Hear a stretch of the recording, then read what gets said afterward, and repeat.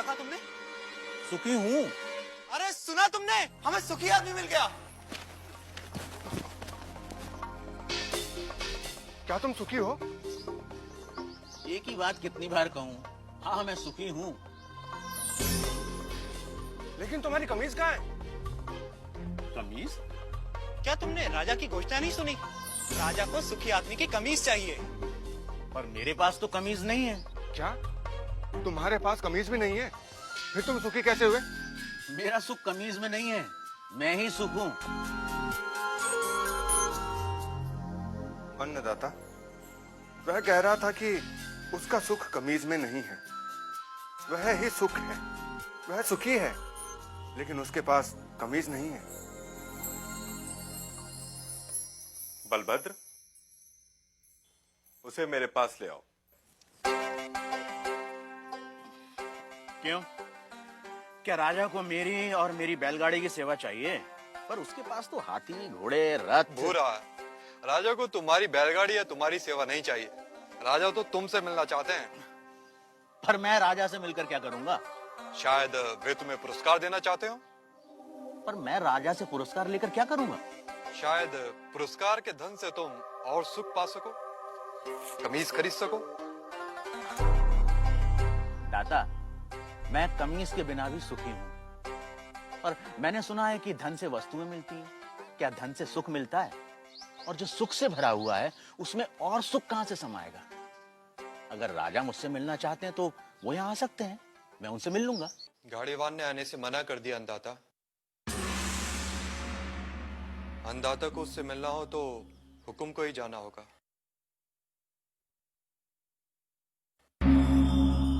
और गाड़ीवान से मिलने राजा अपने मंत्री हजूरियों दासों के साथ गाड़ीवान भूरा के गांव पहुंचा। भूरा, भूरा, भूरा, अभी कहीं नहीं जा पाऊंगा, मेरे बैल सुस्ता रहे हैं। भूरा, अन्नदाता तुमसे मिलने आए हैं। भूरा, कहिए। तुम जो मांगोगे मैं तुम्हें दूंगा।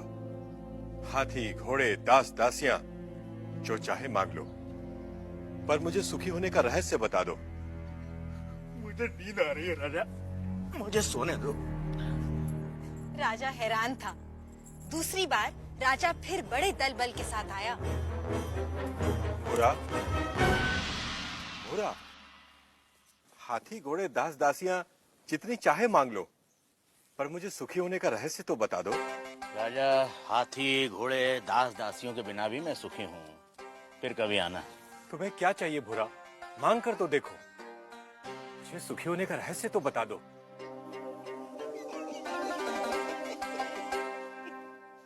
जो स्वयं सुख की खान है उसे लालच देने का काम मूर्ख ही कर सकता है।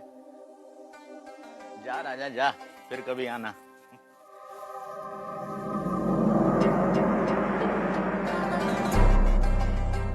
और राजा चला गया।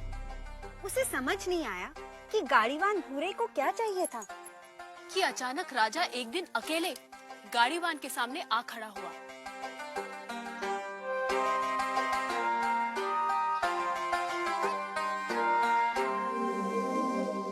हुकुम। तू फिर आ गया?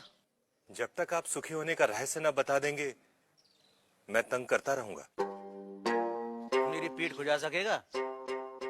हाँ मालिक। ला, खुजा।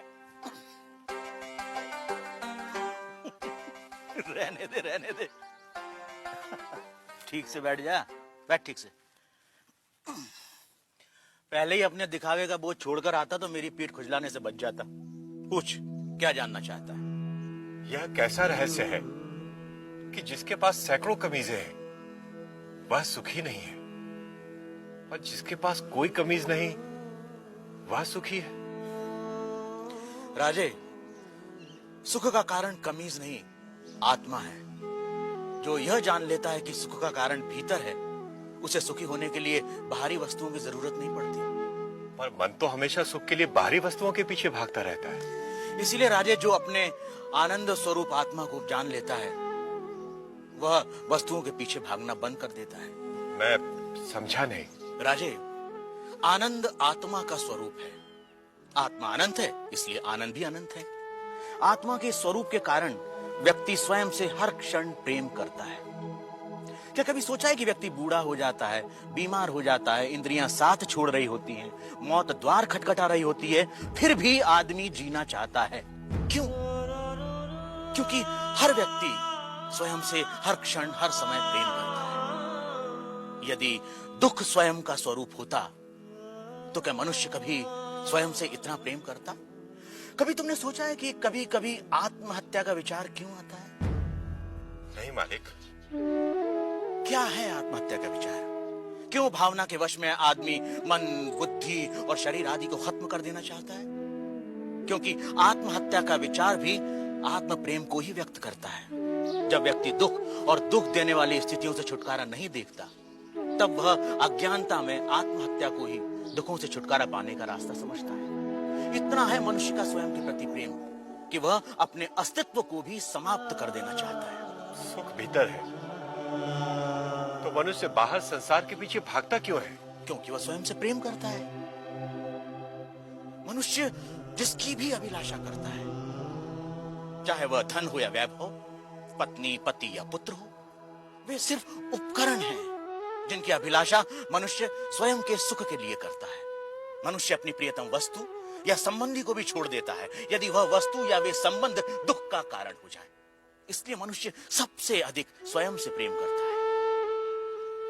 कोई भी व्यक्ति, चाहे वह संसार को पाने या संसार को छोड़ने की राह पर ही क्यों न चल रहा हो, वह स्वयं के लिए ही है। स्वयं के लिए इतना प्रेम कि या तो सारा संसार या संसार नहीं। स्वयं के प्रति इतना प्रेम ही आत्मा के सुख स्वरूप का प्रमाण है। यदि ऐसा नहीं होता तो मनुष्य दुखों से प्रेम करता। क्योंकि अज्ञानतावश हम अपने आनंद स्वरूप को नहीं जानते, इसलिए इस आशा में संसार और वस्तुओं के पीछे भागते रहते हैं कि वह हमें छोटे छोटे सुख देगी।